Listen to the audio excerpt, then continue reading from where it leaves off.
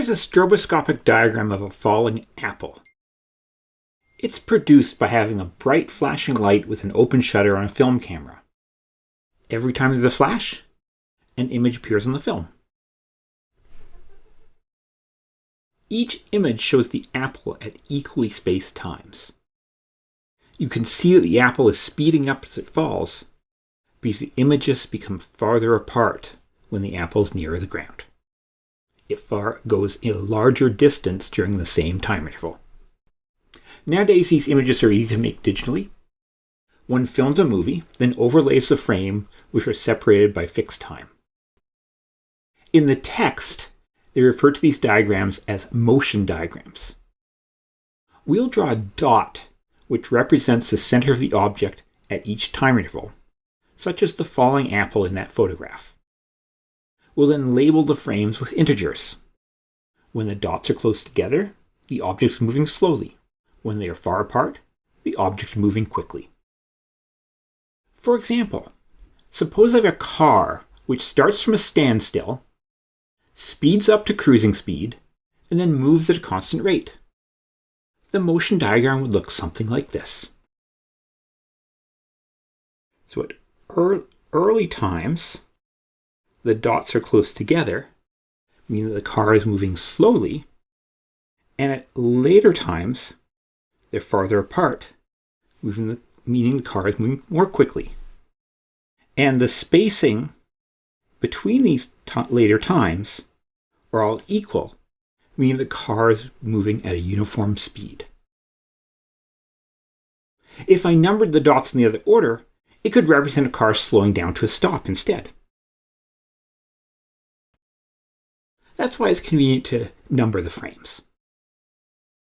Another common way to represent motion is on a graph, where on one axis you show time and the other position. To convert a motion diagram into a graph, one first defines an origin in a positive direction.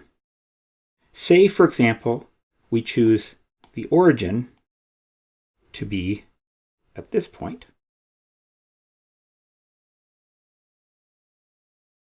and the plus x direction to be in that direction, which we typically take positive to be the right, but we don't have to do it either way. This picture here, and then rotate it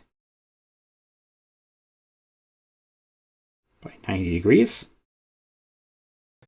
Space the points out so each subsequent position is separated by the same interval of time.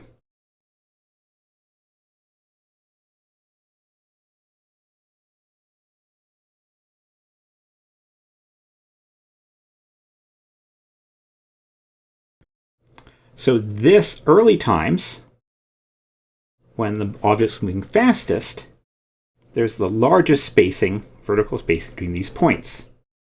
In other words, the slope is biggest here as compared to down there.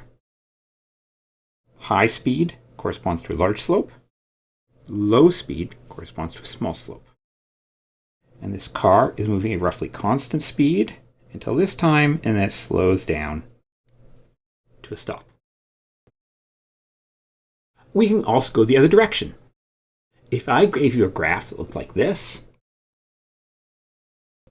I can make a strobe diagram by just marking out equally spaced points and putting a dot for each of those points. So these first points start out very close together, and then they start getting farther apart. And then the subsequent points are very close together. And for this graph, since it's almost flat, they kind of meld together. If you have a motion diagram with multiple points in the same place, this is a nice way to represent it. Just put all the numbers that it goes between. And we see it's slow moving here, fast moving there. Low slope, high slope.